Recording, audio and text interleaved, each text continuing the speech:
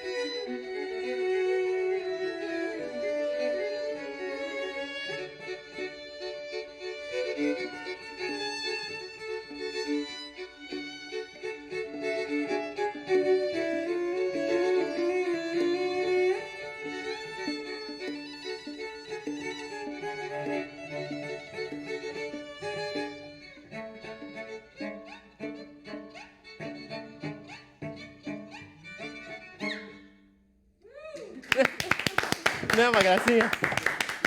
Maravilhoso. Adoro. Vem, Karen, vem cá. Ainda teve uma paradinha no final. Não, é tudo... Eu adorei. Quando elas batucar no instrumento, gente, é uma delícia. Eu tenho certeza, que Vila Lobos adoraria vocês. Ai, Ele honra. ficaria, sim, dizendo, isso sim é fazer música moderna bacana. Eu acho que ele adora. Vocês não acham, não? A gente adora ele, então seria uma honra ele adorar a gente também. Né? Não é lindo, Juliana? Você não achou? Muito bacana. É um Obrigada. prazer tê-las aqui. É um prazer estar aqui também. Quem é que inventou esse negócio? Tem várias coisas aí. Música instrumental, mulher, composição. De quem é a roda? A roda é uma composição da Tina Werneck, que é a violista do quarteto, e o arranjo da roda é da Maria Clara, que é violoncelista do quarteto. Maria Clara Vale e Tina Werneck. Muito bom. Vocês estudaram juntas na Unirio, suponho? Muitas fizemos... A gente fez Unirio, né? Eu, Tina e Maria, e a Renata fez o FRJ. A gente todos passamos pelas universidades aqui do Rio de música. Mas a gente não se conheceu na faculdade. A gente tocou numa orquestra juntas, a Itiberê Orquestra Família, né, que é um trabalho do Itiberê Zoarg, que toca com o Hermeto Pascoal há muitos anos já. E aí a gente se conheceu nesse contexto tem uns 15 anos, e aí a gente gravou disco na orquestra, né, vivenciou muita música juntas. E aí o tempo passou, cada uma seguiu, né, seu rumo, a gente fazia uns trabalhos juntas e tal. E aí a Renata foi morar na França, violinista. E aí, quando ela voltou, ela veio com essa ideia de fazer um quarteto de cordas que tivesse, né, essa proposta de tocar música popular no quarteto. Né? Então, que a gente desenvolvesse essas linguagens, né, do Brasil com apenas o quarteto de cordas. Mas a ideia é sempre de composições de vocês. Pois é, a princípio não eram só composições nossas, né? Não eram só de músicas inéditas. A gente fazia música, né, em geral, né, repertório para quarteto, de amigos. Né? Esse projeto Entre Rios, né, que nasce com o desenvolvimento do quarteto ao longo desses anos todos, que a gente está desde 2015 juntas. Não é tanto tempo assim. Pois é. Mas aí, ao longo desses anos, a gente foi amadurecendo, né, o que a gente estava buscando enquanto musicistas. Né? Então, a gente foi elaborando esse projeto ao longo desse tempo. Agora, vocês postam muito pouco na internet. Você acha? Eu achei. Achei porque eu fiquei procurando e vi o quê? 4, 5 vídeos, não consegui ver mais. Mas você também pode ser que eu não saiba procurar, né? A gente está muito ativas na internet, porque a gente está com uma campanha de financiamento coletivo. Ah, sim, a gente ia chegar lá. Vamos lá, fala sobre isso. A gente está com esse disco Entre Rios, então esse projeto, né, que é 100% feminino, então são mulheres compondo, interpretando, mulheres na engenharia de som, na direção musical. Então, Quer dizer, toda a então, parte além artística, de vocês 4, tem mais quantas? São mais 8 mulheres envolvidas nesse projeto. Né? É um projeto do CAIS, mas que a gente convidou várias mulheres para estarem com a gente nesse projeto. E tem uma, inclusive, que faz um rap, que canta? Exatamente. É um disco praticamente todo instrumental, né? Mas tem uma canção, e essa canção é dessa rapper maravilhosa, que chama Ellen Zinga, né? Que a gente convidou ela para estar com a gente também. E a gente acompanha ela nessa canção que ela compôs em parceria com a Aline Gonçalves. E como é que está indo? Vocês começaram quando a campanha? A gente começou já tem 3 meses. Estamos no final da campanha, já estamos já nos 13 últimos dias. Então, já estamos nos Como é que a gente faz? A gente estabelece um montante que vocês querem chegar e fica prometendo um CD, não sei o quê, uma prisão, aquelas coisas que a gente... Temos várias promessas. A gente tem um montante de R$45 mil, que é o nosso orçamento. Gente, não é nem tão caro, né? Pois é, a gente fala 45 mil, tem gente que fica, nossa, muito dinheiro. Mas para gravar um disco, né, na verdade, não é tanto dinheiro assim. Porque, enfim, a gente, né, tem uma gama, né, de pessoas que trabalham para que um disco seja produzido. Bacaninha. Então, é uma meta que a gente, né, é um primeiro disco, a gente sabe que é uma meta alta para a gente chegar, mas estamos indo muito bem. Olha que alegria para a gente. Vocês já estão quase lá? Estamos já lá, passamos dos 50%, já estamos lá nos 70 e tantos %, então estamos indo bem. Né? Temos mais uns 13 dias pela frente. Mas ainda tem esse finalzinho aí, então a gente também... Então a gente pode convocar todo mundo aí lá. Qual que é o por site? favor. Depois tá R$1 para o CAIS. R$1 não tem. R$1 para o CAIS. É a partir de R$20 vocês podem contribuir. E temos várias, né, faixas lá de contribuição. Então, Qual o que é o site é o somnatoca.com.br, que é uma plataforma, né, que a gente está inserida para poder fazer a campanha. Então, você clica lá no somnatoca.com.br e procura a nossa campanha, que está ali em destaque, e pode clicar e acessar e escolher sua recompensa, que você não apenas contribui com esse projeto, né? Você também ganha uma recompensa. Você pode escolher um disco, uma camiseta. Agora a gente lançou camisetas e pôsteres de mulheres da música. Então, tem várias opções interessantes também. Essa ideia de trabalhar com mulheres, como é que foi isso? Então, isso é uma ideia, é um processo bastante, né, político que a gente está vivendo, é reflexo de toda uma conjuntura política que a gente está, né, enquanto mulheres, refletindo sobre os nossos lugares no mundo. Então, a gente, né, enquanto musicistas também, né, começa a refletir sobre os nossos lugares, né, como é que é o papel da mulher na música atualmente. Então, a gente começa a sentir necessidade de buscar essas mulheres que sempre estiveram com a gente. Você sabe, outro dia a gente fez trouxe aqui a autora de um livro, que fez um estudo sobre mulheres no trabalho, mulheres líderes. Ela pegou só altas executivas. No Brasil, de 200 empresas, você tem 3. Essa é uma coisa assim. Enfim, ela pegou isso e ela estava dizendo que quando ela dá aula para as alunas, e que as alunas vêm todas convencidas que o mérito basta, ela diz, não é bem assim. O mérito não basta nessa sociedade, que é uma sociedade muito machista. Nesse universo das executivas é um terror, né? A competição é desenfreada, desculpe, é terrorismo. No universo da música também pega muito pesado? Com certeza, a música não estaria diferente, porque está inserido nesse contexto machista que você está com trazendo vontade, com os artistas, perfeitamente. Né? Pois é, mas, na verdade, não é diferente. A gente tem na música diversas situações, né, que são muito assim, palpáveis, né? Como é que o machismo também é bastante atuante, né? Atuante nesse Dona contexto Ivone Lara, também. lembra da história que ela não podia... Eu sempre lembro dessa história, ela não podia assinar a música, ela não assinava. ela tinha que pedir para um parente autorização do marido para gravar. E Exatamente. assim, isso na década de 60, 70. Exatamente. Tempo, então, não. a gente está na década de 60, 70, mas a gente falar do contexto atual, de hoje em dia, a gente também vai ver um monte de situação. Então, a gente vai num show e não tem nenhuma mulher no palco. E vai em outro, em outro, em outro. Isso se repete cotidianamente. Por exemplo, a gente vê amigas extremamente capazes, capacitadas, que não alcançaram determinados postos, né, dentro da música, né, e claramente porque existem barreiras, né, para serem derrubadas. E também a gente vê alguns lugares tradicionais que as mulheres na música ocupam, né? Então, a mulher compositora ainda é um lugar, né, que tem uma barreira, tem uma dificuldade para se inserir. A mulher diretora musical, a mulher, né, a própria produtora musical tem muito poucas. Né?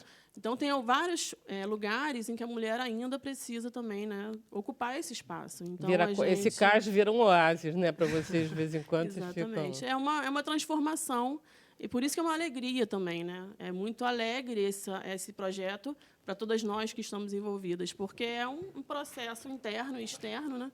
E a gente está conquistando esses espaços que a gente entendeu que pode ocupar. Passa a ideia que vocês se divertem. Muito. Maravilha. Da onde o nome Cais? O nome Cais, a gente, lá em 2015, né, a gente estava nessa ideia de se lançar para o novo. Né? Então, a gente vai pegar um quarteto de cordas, não vai ter violão aqui, não vai ter percussão, a gente vai sozinhas dar conta dessas linguagens, né, múltiplas, plurais do Brasil, musicais. Então, se lançar ao novo. Então, o Cais seria esse ponto de partida aí para essas, né, experiências. E, oi? Para pegar um navio. Você tem que falar no microfone. Para pegar um navio? Para se lançar um mar. E o mar é o desconhecido, o mar é o novo, o mar é essa ideia, né, que o Milton traz na música dele. Aí então, o Entre Rios vem depois disso. E aí dialoga com o Cais, né? Quando a Renata fez essa música linda, o Entre Rios, e aí ela traz... fica, né, bem, né, conectado com a proposta do nome do quarteto também. Muito lindo, muito bom. A gente tem umas páginas na rede social. Eu posso passar? Fala, rápido, que eu tenho que Cais, _quarteto, no Instagram. Tá.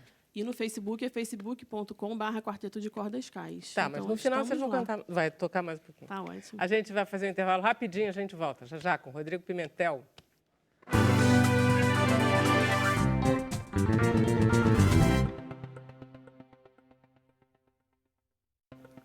Então, estamos de volta ao vivo com o Sem Censura. Bruno Bastos, a gente vai conversar agora com o Rodrigo. Quer começar? Rodrigo Pimentel. Eu tenho uma pergunta para você que eu não sei se é possível de responder, mas eu gostaria muito de saber.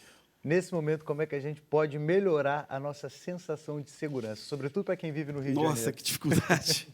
Puxa vida, olha, a ideia do canal justamente é essa. Conduta inteligente é como viver numa cidade em que a gente passa por situações tão ruins, né? Explicar para um carioca como ele se comportar numa linha vermelha, numa via expressa, num túnel Rebouças, numa praia durante um arrastão. É Num triste. sequestro relâmpago. Num que sequestro vieram- relâmpago. Alguma coisa a gente comunica para o Brasil também, porque a violência está em todo o país, né? Não só no Rio de Janeiro. Mas algumas ações específicas, você ensinar um pai a sair de um carro e a se proteger usando o eixo da roda, porque ali é o único local Isso eu aprendi do carro, no teu, é o único Eu local do aprendi. carro onde um tiro de fuzil não passa. Qual que é? É o eixo, eixo da roda. No motor, no bloco, passa. Se você se proteger no bloco do motor, o tiro vai passar. E eventualmente, eu assisti aí umas imagens do jornalismo da linha vermelha, de arrastões, né, de vários arrastões, e eu percebi alguns pais realizando a ação certíssima. E, talvez por intuição, alguma coisa assim, né? Mas identificar de onde o tiro parte, buscar um abrigo, às vezes até a proteção da própria via. É muito triste falar sobre isso. Mas a gente tem que abordar esse assunto. Hoje, a TV Brasil tem algo muito bonito, que é um bombeiro Rafa, que ele fala sobre acidentes domésticos em casa, falando de uma forma lúdica para os pais, para os filhos. E a gente não tinha nada, a gente não tem nada no Brasil para orientar o brasileiro, o carioca, a viver num país extremamente violento. É uma pena, mas a ideia do Eu conduta acho que a inteligente é ideia essa. do tutorial é muito boa. Eu, por exemplo, eu vou a todos... tudo na de vida eu faço com tutorial da internet. Eu aprendi a dobrar lençol com elástico na internet. Eu, por exemplo, outro dia eu tinha uma crise de dor na lombar, eu fui imediatamente para a internet, aprendi a fazer um alongamento ótimo. Ontem a gente teve aqui o Alcio Braz, que faz meditação, e o vídeo dele tem a mesma característica que a sua, que são vídeos curtos, 3 minutos e meio, que é mais ou menos como você está fazendo. Eu vi todos os teus agora, o que foi ótimo, porque eu consegui...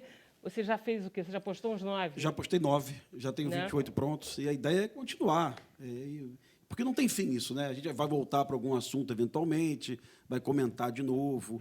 Há mais ou menos uns 5 anos, eu fazia Bom Dia Brasil, eu peguei um dia no Bom Dia Brasil, falei com o Chico Pinheiro, eu estava com ele, falei, vou colocar uma nota de R$100, R$50 e vou ensinar o brasileiro a identificar uma nota falsa. Caramba, eu não sabia. Nós temos 12 dispositivos na nota, nossa nota é muito segura, mais segura que o dólar. E quase ninguém sabe dessa informação. E no dia seguinte o jornal recebia e-mails, pedidos para repetir as informações. O brasileiro é carente de informação na área de segurança. E, eventualmente, eu posso até entender, isso aqui eu vou falar de um golpe do bilhete premiado, ninguém mais cai nisso. Cai, né? Muita gente cai. Olha só, eu queria até impressionante. passar o teaserzinho do começo do vídeo do Rodrigo. Passa aí, Daniel, para a gente dar uma olhadinha como é que ele começa bem. Terror e pânico nas cidades brasileiras. Assaltos à residência, roubos de rua, arrastões em vias expressas. Quais os cuidados você precisa saber para ter uma arma no seu lar? Vai contratar uma mão de obra para sua casa, babá, empregada doméstica. Sabe aquela situação que você acha que nunca vai acontecer contigo? Pode acontecer. Eu vou te ajudar a sair das situações limites enfrentadas no dia a dia das grandes cidades. Eu sou Rodrigo Pimentel, ex-capitão do BOP. Aí eu gostava mais daquela que você termina assim, isso pode salvar a sua vida. Opa, Fica assim, isso é legal. Aquilo é bom, aquilo é bacana. Pode salvar a vida, sim. E eu falei alguma questão de arma, né? Há uns 90 dias eu dei uma entrevista para a Veja sobre a questão da arma. Muito brasileiro querendo comprar arma de fogo Isso. nesse momento. E eu, olha, vamos lá, eu não vou entrar no mérito da questão da ideologia, não. Eu vou na questão prática. Quer ter uma arma em casa? Ok, eu sou a favor do direito da arma também. Mas vamos lá, quais são os cuidados? Você ter uma arma em casa e você não praticar tiro, você vai matar alguém acidentalmente. Então, quem quer ter uma arma em casa, por gentileza, vai pegar um dinheirinho, vai no estande de tiro todo sábado, vai efetuar 10 disparos, 15 disparos, né? Quem quer ter uma arma em casa vai negociar isso com a família, vai chamar o filho, a esposa. Olha, eu tenho uma arma em casa, vamos aprender a usá-la. Quem tem uma arma em casa não pode responder a Maria da Penha. Milhões de brasileiros respondem a Maria da Penha. Uma pessoa que bate na esposa não tem a menor condição de ter uma arma em casa, pelo amor de Deus. Então, são questões que a gente tem que levar ao público. A pessoa né? que bate na esposa não devia estar em casa. Não devia estar preso, né? Então, mas existe Mas, gente enfim, que pensa é assim. verdade, você está falando. A gente tem que pensar que tem violência e que é complicado. É lógico. Tem outra coisa que você diz que eu gosto muito, em relação a isso daí da arma. Você diz assim, só 17% dos tiros os policiais acertam. Sim. Se o policial só acerta 17%, você pode estar certo que o civil, quando pega a arma, erra todas. erra todas. E não adianta esconder a arma, porque Lógico. senão ela não serve para nada. Ô, Vera, o roubo à residência acontece entre 7 da manhã e 7h30 da manhã, quando o pai ou a mãe vão levar o filho para a escola. Então, nesse momento, o pai ou a mãe ele é rendido na porta de casa. Que diferença faz você ter uma arma em casa num momento como esse? Nenhum. Você não vai pedir para o bandido, olha, um minutinho só que eu vou lá no guarda-roupa pegar a arma. Então, eu preciso dizer isso. Quer ter uma arma em casa, você não vai conseguir usá-la no momento de um roubo. E outra coisa que Preciso dizer você isso. diz é que quando o assaltante entra na sua casa, eles têm um roteiro preciso. Sim, sim. O que ele quer? Ele pede arma de fogo, dinheiro, joias e dólares, né? Aí a vítima acha, mas ele já sabia de informações privilegiadas da minha casa. Nada disso. É um roteiro que ele segue com todo mundo, né? E ele pede a arma. Ele pede arma. E a gente entrega. Entrega. Infelizmente, entrega. Outra coisa, você fala das seguidinhas de banco. Sim. Muitas vezes, Me lembrou muito da muitas Tintim vezes a pessoa é Mascarenhas. sinalizada dentro da agência sem perceber. Alguém esbarra nela ou pede uma informação. Na verdade, o bandido está sinalizando para quem já está fora da agência. A gente fica achando que é um insider information, mas não é não, né? Não, é um cara, não não. é um caixa do banco que Não, deu não tem. informação. O caixa do banco ele não está, ele é não bem tá selecionado, ele não está envolvido com isso. Lamentável, as pessoas tendem a achar que ele tem O algum bandido está ali envolvimento. dentro. Ele ali. está dentro da agência. Alguma coisa melhora quando alguns bancos colocam biombos. Outros bancos viram a cadeira de quem está esperando para o outro lado e colocam um desenho animado, passando. Isso reduz um pouco o nível de exposição. Mas a pessoa é sinalizada por um comparsa que já está na agência e não tem ligação de celular, não. Tem um bandido lá de fora guardando a sinalização para pegar o dinheiro. E aí você, então, dá alguns conselhos. Pode dar de novo? Posso. Olha, a orientação é que você não saque volumes acima de 300, 400 reais. Essa é a orientação. Você falou 2.000, não viu? Eu falei 2.000, mas eu já vou reduzir para a situação do Rio de Janeiro. A situação já está difícil. Mais caótica. Ah. O vilão hoje do roubo de rua no Brasil não é mais o dinheiro, tá? Assim, o vilão do roubo de rua, o alvo, é o smartphone, né? 90% de todo roubo de rua praticado no Brasil, o bandido está buscando o seu smartphone. Esse você ainda não fez. Não, ainda não fiz ainda. Mas eu já dei uma dica para quem está na calçada. Infelizmente, as calçadas do Rio de Janeiro não são calçadas tão largas. O ideal é uma calçada de 3 metros, né? É você andar o mais longe possível da via. Se você pegar uma sequência de imagens de bandidos realizando roubos de rua numa moto, ele para muito próximo ao meio-fio. Eu sempre acho que a gente, perto da rua, fica mais protegido, por qualquer coisa a gente joga no meio da rua. Está muito mais exposto. Em alguns casos, pouquíssimos casos, o bandido sobe na calçada com a moto.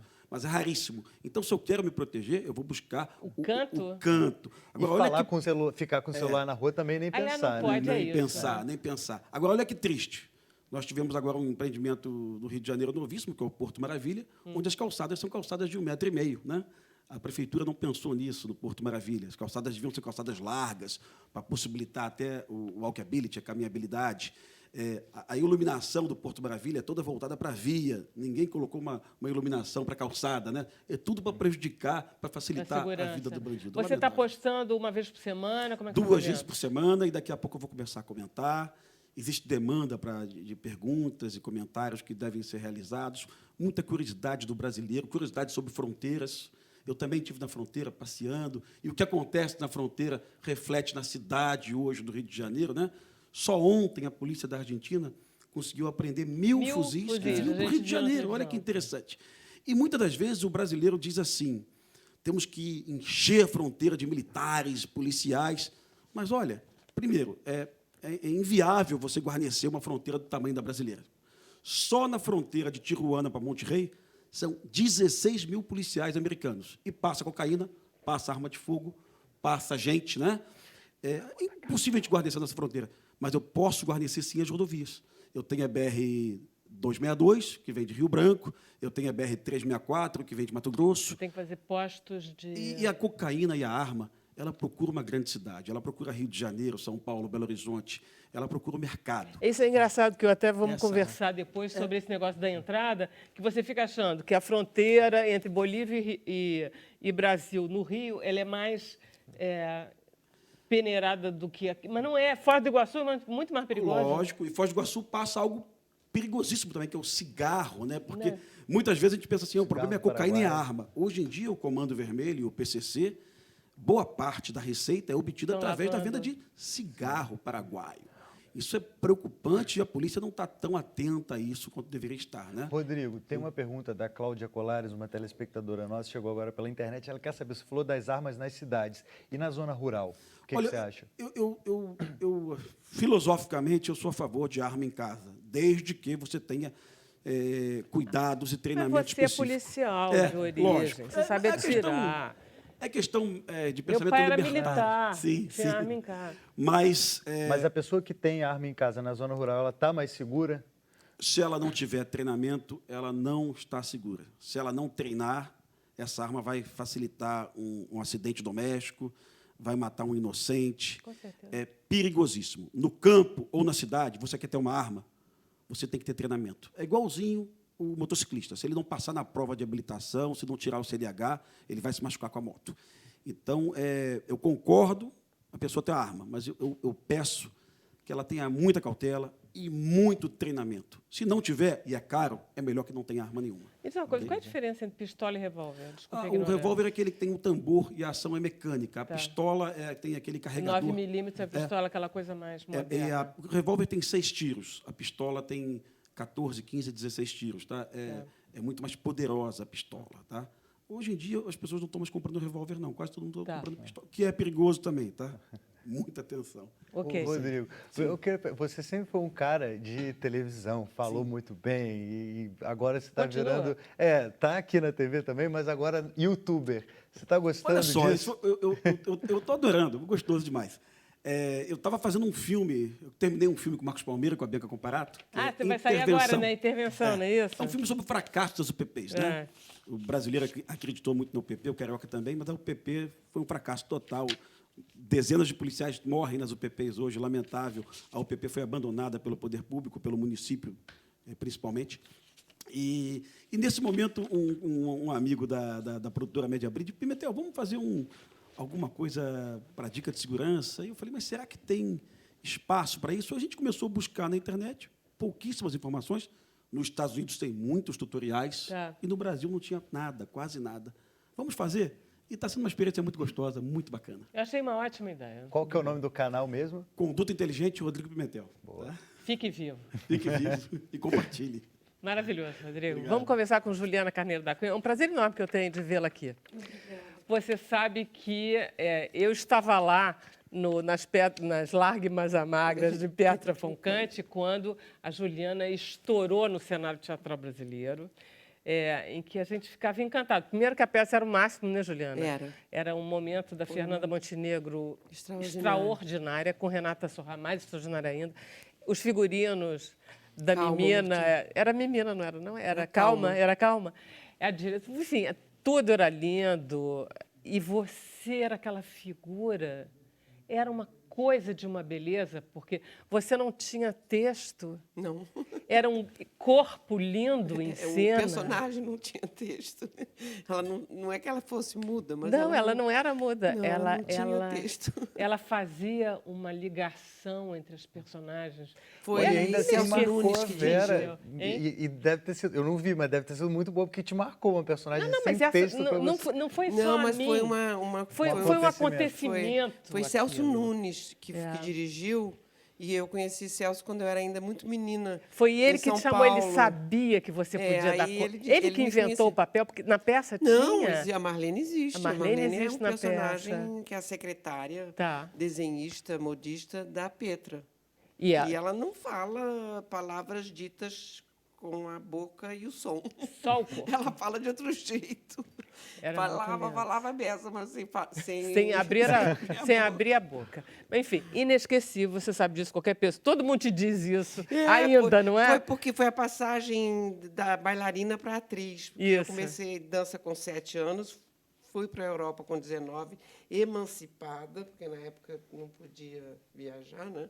Se tivesse 21 anos, né? É. Meu pai me emancipou, lá fui eu de navio para a Europa.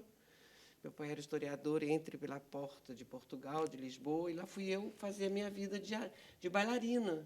Aí fui estudar com Bejar. Beijar, Me imagina. formei, tarará. Aí engravidei, Vim ter os filhos perto dos pais, evidentemente, que eu não era louca. Fala mais perto do Não, microfone. não era louca de De ter filho eu não lá tinha nem sozinha.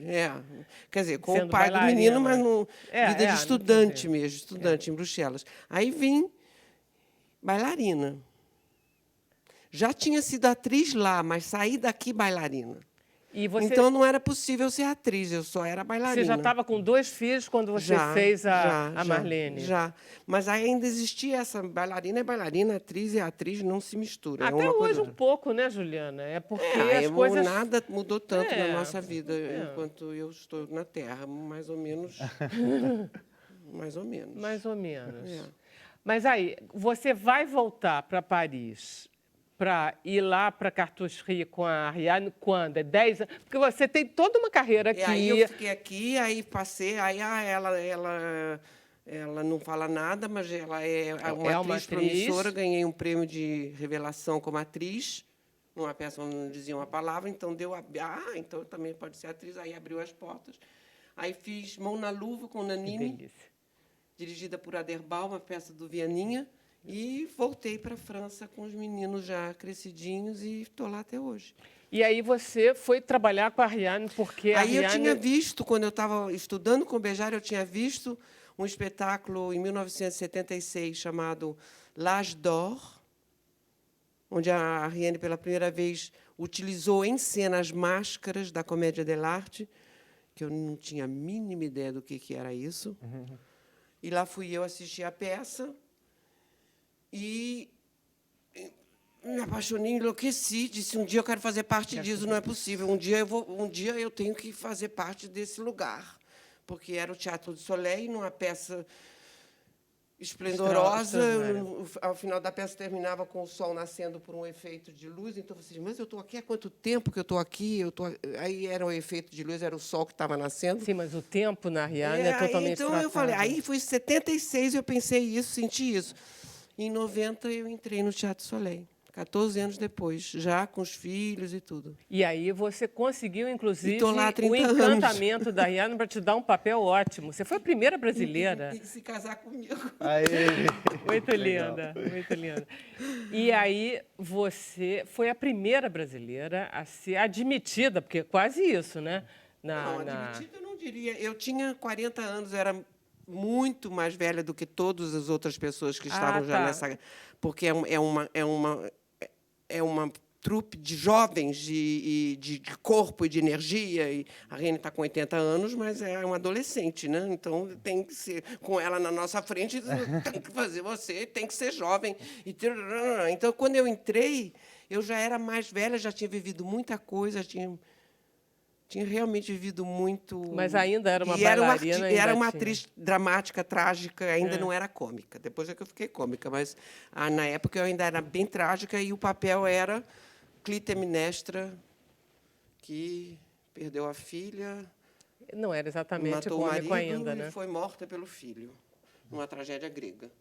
Lá fui eu, tragédia grega. Então, eu tinha 40 anos, não tinha porque é sempre assim, né? São várias coisinhas, né? Não tinha alguém com a idade, com a experiência Para fazer o papel, que eu e aí tinha caiu para você. E aí eu Juliana, entrei. Que maravilha. Eu assisti aqui no Rio o Náufrago e foi uma experiência assim surreal, porque é uma experiência o Teatro do Soleil. Mas eu acho que nem todo mundo conhece a estrutura, que você vive aquilo, você vê os atores se maquiando, você come, a Ariane recebe todo mundo e conversa com muita simpatia.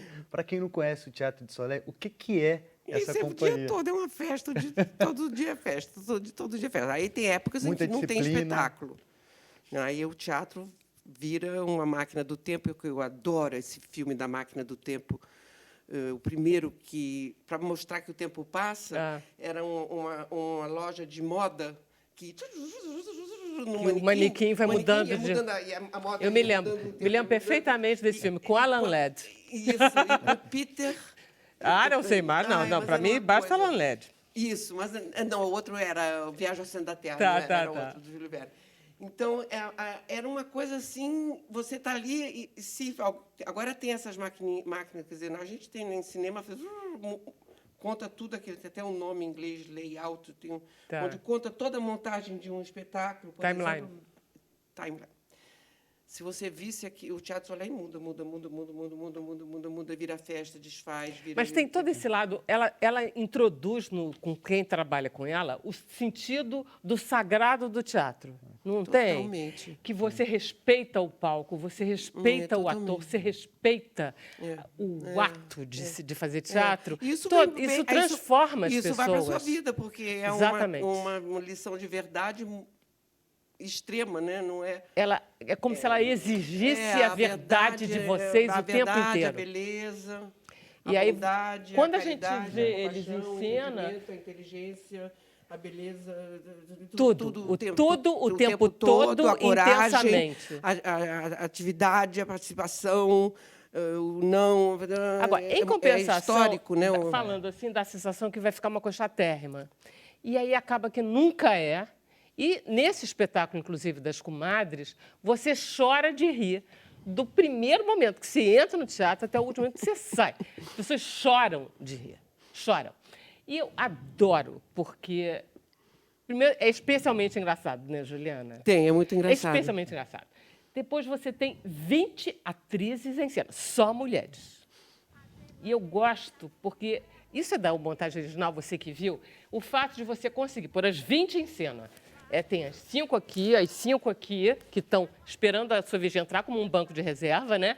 Então as outras 15 lá, em cena, e você vê elas todas. Cada uma. Como se fosse uma grande mesa e você vê todas. Elas não mexem para fazer os papéis delas, falam ali.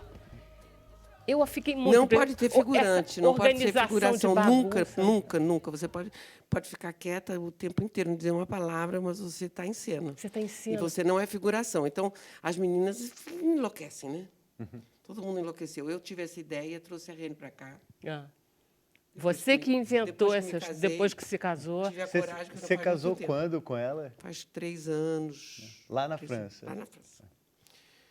E senti que eu podia dizer, venha para o meu lado também um pouco, venha para o Brasil, venha nos ajudar, venha fazer alguma coisa aqui. Os meus amigos precisam de você dê uma ideia. Ela deu a ideia da peça canadense. Tá. Que você não tinha visto. Foi montada em Paris? Não. Foi montada em Paris. Tá. Foi montada no Rond-Point de Champs-Élysées. Tá. Ela viu em 2012, não me disse nada, Tá. nunca soube disso. E quando eu falei, me dê uma ideia, ela disse que já tinha proposto a peça para a Renata Sorrah, que é grande amiga nossa. Eu disse, como você propôs para a Renata Sorrah? E não disse nada. Renata Sorrah, o que é isso? Que peça é essa? Juliana, é fantástica essa peça, mas é que eu estava fazendo outra coisa e tal. E eu fui assistir no YouTube, né? E é fantástico. Eu falei, é essa. Aí tentei aqui encontrar quem dirigisse. Aí não dava. Você é maluca, Juliana? 15 personagens. Como é que você quer fazer uma peça? Não temos um tostão ainda. Não tínhamos nada. Tá pior que ela. Zero. Então, tinha que começar assim. Você quer participar de uma aventura maluca, em que você não vai receber um tostão durante vários meses, mas a Ariane vai vir dirigir a gente em etapas, e, no final, a gente vai fazer essa peça, e, quando tiver o dinheiro cair na caixinha, está tudo anotado aqui, você vai receber o que... Ainda lá por cima fomos tem nós esse vamos comunismo, lá. né? Vocês têm um comunismo primitivo que vocês dividem. Vocês não ganham um tostão furado, ficam dividindo tudo. Quem precisa mais já e ganha antes. Ganha eu antes. Posso esperar, então, É tudo assim vamos lá. nós. Agora é Vamos uma nós. delícia aquilo. Não, mas é uma coisa... Gente, uma o que é? alegria, Foi um gente, uma alegria sucesso. muito Todo grande. mundo. E os papéis são pequenos, mas estão todos divididinhos. Então você vê Laila Garran junto da Maria Seixas, junto da Juliana, cada um fazendo um pedacinho. E são extraordinárias atrizes. E é Brasil, quer dizer, a peça ela é supervisora artística, ela não dirige. Ela pegou A peça o está vídeo, a gente perfeita. Você aquele viu? vídeo, Você tem que ver. Você tem que Para ver. onde eu ando Vale para a lá, pena eu pego pra- tal bolsa, eu pego tal caixa. Ô, eu vou pra Juliana, lá. vamos é lá. assim, sabe? É cópia. É genial. É Aliás, cópia. ela disse uma frase que eu adorei. Quer ver? Eu vou só dizer, eu tenho que ir para o intervalo. Tentei seguir uma direção, mas já estava feita. Foi quase como ensaiar uma coreografia com outras atrizes. É assim um pouco. Ela respeitou a direção do Richard Cyr e fez uma Mas aí ela é dirigiu brasileira as pra cara. atrizes. Não, Aí foi a felicidade chegou Das iluminada. atrizes, né? E ela dirigiu as atrizes e ela começa um papel, 6 atrizes fazendo o mesmo papel. Aí ela chama uma, a gente continua com o papel na mão, aí continua, canta uma música, 6 pessoas. Então, sabe, aí passa de uma para outra, aí ajuda, eu vou te ajudar, faz. Não, ainda tem um detalhe que a gente não falou uma ainda, que é uma coisa. comédia musical, tem música o tempo inteiro.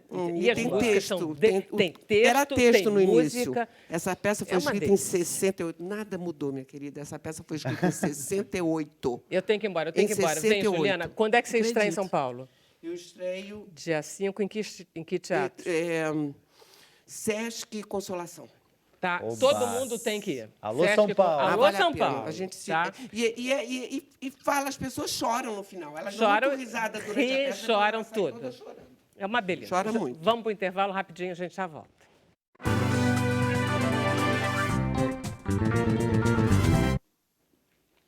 Então, estamos de volta ao vivo. Bruno Barros, quantos telespectadores, milhões, já contribuíram para o crowdfunding das meninas?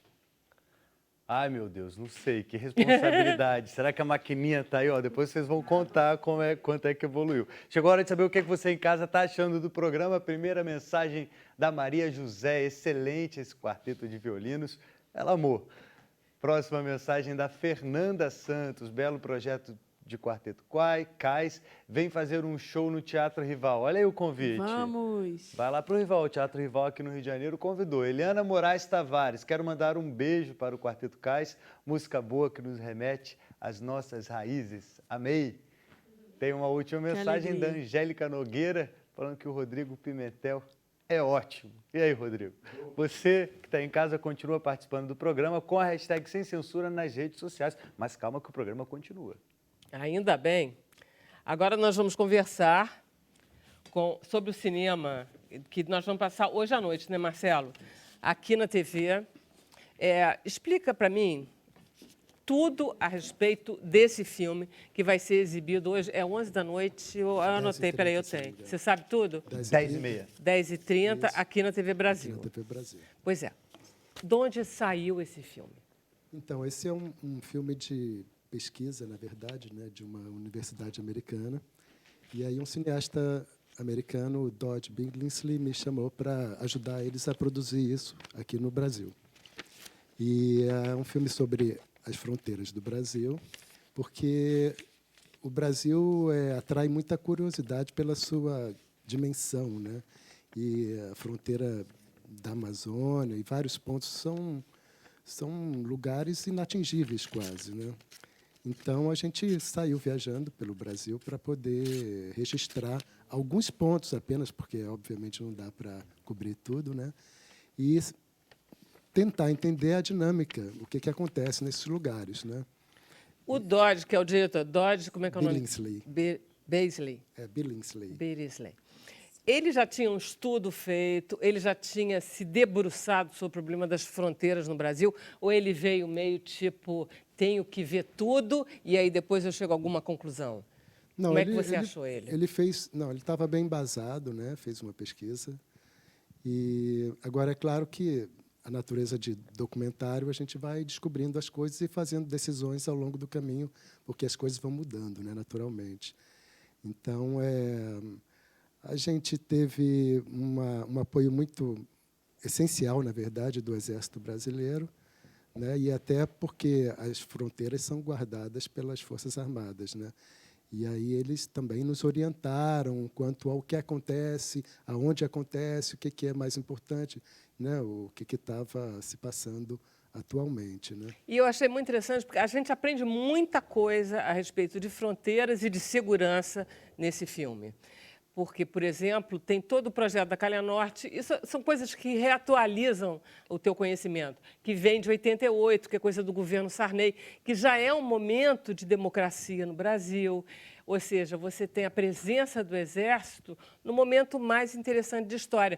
E a presença do Exército, a gente sai com uma ideia muito positiva, de pessoas muito preocupadas com desenvolvimento, pessoas preocupadas em fazer das fronteiras lugares de encontros com populações ribeirinhas, de respeitar o meio ambiente. Você sentiu isso tudo também? Porque isso dá sensação no filme. Em especial na Amazônia, né, que foi onde eu fui realmente, eu fiquei assim muito emocionado com o que acontecia lá. E o Exército Brasileiro, quando você chega lá, a dimensão da Amazônia é uma coisa assim que deixa a gente não é nem surpreso, porque a gente sabe que é uma coisa grande, mas quando você está lá e vê o tamanho daquilo, né, o quanto que é difícil, toda a logística que você precisa. Tudo é longe, tudo é enorme. Você só anda por rio ou por ar, assim, a floresta não dá nem para penetrar de tão densa que é. Né? Tem uma geografia complicada, animais, mosquitos, tudo que você pode imaginar. É uma questão de sobrevivência muito complexa. Então, assim, o Exército Brasileiro é a única presença do Estado na Amazônia, é a presença do Estado. Então, eles fazem absolutamente de tudo, cuidam de tudo, desde a escola, da saúde, né, das questões de segurança, né, toda a logística de transporte, tudo é feito por eles. Então, assim, você fica assim, caramba. É impressionante. É impressionante, né? E como eles trabalham com as comunidades, né? As comunidades indígenas e tudo mais. Isso é... O trabalho, eu vou até passar um vídeo antes da gente continuar falando, que eu acho que tem um trailerzinho do teu filme. Mostra aí, Daniel.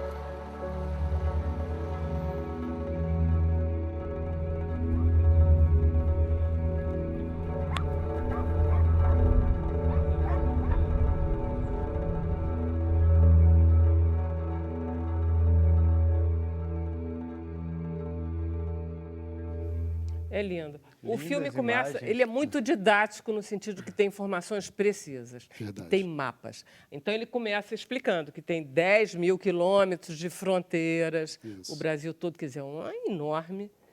E aí, cada lugar tem a sua problemática, aquele negócio tudo que você estava falando. Foz do Iguaçu, com essa contrabando de armas, contrabando de drogas. É isso que o Rodrigo estava falando, eu não sabia também. O cigarro é uma das grandes questões hoje em dia, porque... Como é que é o nome daquele ministro da muito Defesa? mais- Fala o disso. Nelson Jobim, O né? Nelson Jobim, ele fala do cigarro. Porque questões econômicas, né? Muito mais barato, aí não paga imposto, e aí tem essa política também, né? De diminuir o fumo, aí taxa alta, e aí entra no mercado, aí as pessoas usam isso, né? Tem essas questões, né? Da fronteira, do ilícito, do contrabando de tudo. Um dos generais estava falando que o pessoal rouba um peixinho de aquário especial que eles pegam lá no meio do nada e levam para a China e vendem cada peixinho por $1.000. Assim, uma coisa...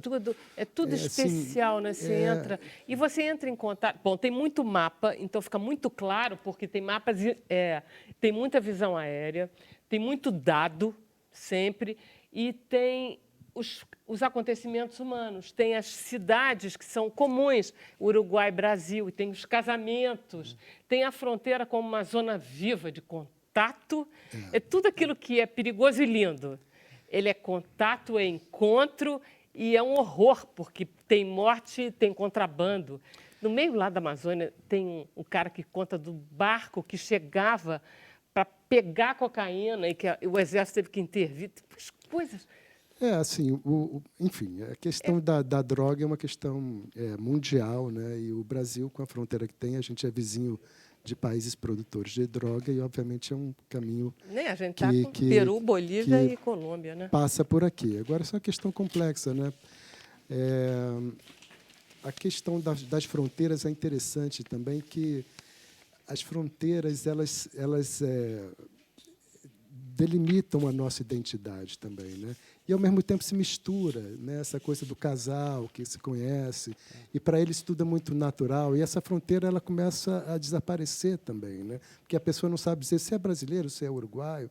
Eu sou 60% brasileiro, 60% uruguaio. Já bota até mais, uma porcentagem a mais da mistura de tudo, né? Então, tem essa questão de ser estrangeiro, a questão dos indígenas. Eles também não têm essa coisa, né, da fronteira do Brasil, porque ali é um território deles, que eles estão lá há milhares de anos. Aí chega um colonizador europeu e fala, não, agora é aqui. Para eles isso não faz sentido, né? Então, essa questão de uma fronteira imposta, né, por um colonizador, a população que já estava lá, a percepção, não pode ir lá agora, porque agora você vai passar na fronteira, cadê o seu passaporte? Não, mas eu estou indo na casa do meu primo, porque ele é dali, daquela região, a família é dali. Como assim não posso passar? Vou na casa almoçar com a minha tia. Assim, não existe isso, mas... Ô, não, Marcelo, mas cadê o seu documento? Né? A gente vai conversar mais daqui a pouco no Facebook, repetindo só, hoje, 10h30. A gente vai pedir, então, para a Karen, vai para lá, vocês vão tocar agora, para terminar o programa, pode ser? Vai ser o quê? Está sem microfone. Entre Rios. Então tá ótimo, que dá nome ao CD. Maravilha. Depois vocês vão nos contar tudo. Eu queria agradecer muito a presença do Rodrigo, da Juliana, do Marcelo, do Quarteto, Cais, e convidar vocês para voltar amanhã. Afinal de contas, amanhã ainda é sexta. Amanhã ainda tem programa. Ainda tem programa? Tá aqui, mas convida também para hoje. Para hoje, o que vai ser? Facebook. Continua aí que a gente segue ao vivo. Então tá, amanhã às 5, hein? Por favor, Quarteto Cais, é com vocês mesmas. Então, essa é Entre Rios, da Renata Neves. Sim, senhora. Parabéns, Renata.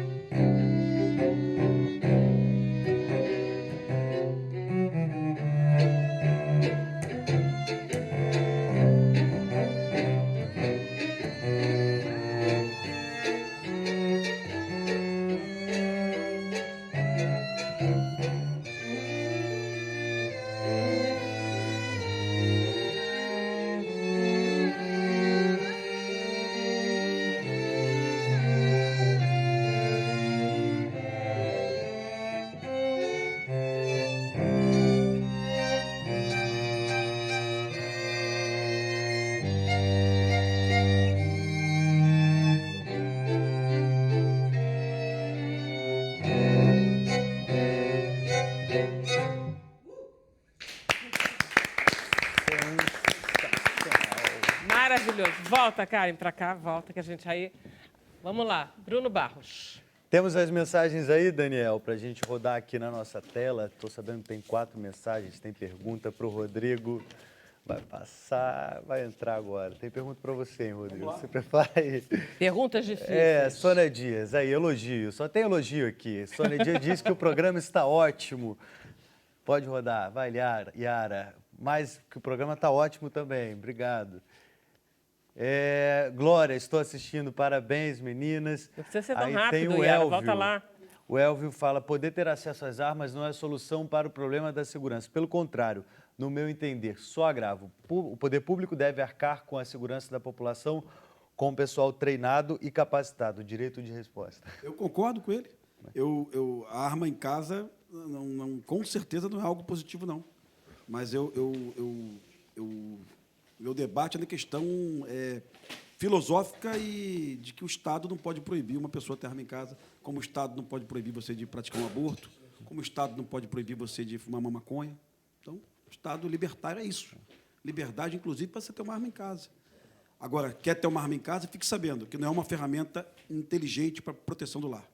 Quase sempre é uma ferramenta de tragédia. Se quer ter uma arma em casa, muito treinamento, muito cuidado, muita cautela, muita informação com os familiares. Eu conheço vários casos lamentáveis de filhos de policiais que, mexendo com a arma do Meu pai, por exemplo, caso há pouquíssimos ele meses. arrebentou um dedo com a Um gente. filho de um grande amigo da polícia. Ele morre, né? Ele tirou uma nota 0 em matemática ou física, eu não sei bem, 15 anos de idade, chegou em casa, pegou a pistola do pai na matou? cama e se matou. Lamentável, o menino não tinha nenhum sinal de problema, de depressão, nem nada. Eu acho que ele ficou com medo da reação do pai pela nota. Mas é isso, é uma tragédia. Eu não tenho, meus filhos não têm curiosidade sobre arma. Mas quem tem uma arma em casa e o filho tem curiosidade, tem a obrigação de levar esse filho para o estande e tirar a curiosidade do filho. Com isso, ele evita uma tragédia quando o pai sai de casa. Mas que não é uma ferramenta inteligente para se ter em casa, até em função da dinâmica do roubo. O roubo, repito, o pai é rendido na porta de casa de manhã. Essa é a dinâmica. Então, não vai te ajudar no roubo. Mas é um direito do cidadão e eu não questiono esse direito, não. Tá? Essa é a questão. Mas fiquei meses, anos, na verdade, sem ter arma em casa. Hoje em dia, até eu tenho arma. Tem. Mas procuro treinar, participo de treinamento e tal. Seus tenho filhos são capacitação. pequenos? Eles não têm o menor interesse por arma, não querem nem saber de arma. Eu tenho um filho de 16 ou 19 anos que tudo bem, já não são odeiam tão arma de fogo, pequenos. odeiam arma de fogo. Né? Mas é isso. Moro num bairro também onde não tem nenhum problema de roubo à residência que justifique ter uma arma em casa, essa é a verdade. Eu não tenho roubo à residência no bairro do Jardim Botânico, no bairro de Ipanema, Leblon, a gente não tem roubo à residência. Roubo à residência no Rio de Janeiro são em bairros onde você tem prédios com poucas unidades habitacionais, que é o facilitador do bandido, porque o bandido rende os moradores na portaria do prédio de manhã. Então, um prédio com 100 apartamentos inviabiliza a ação do bandido. Então, onde você tem roubo à residência no Rio de Janeiro? Jardim Oceânico, Requeira dos Bandeirantes, você tem roubo à residência nesses prédios com 6, 7 unidades habitacionais. Né?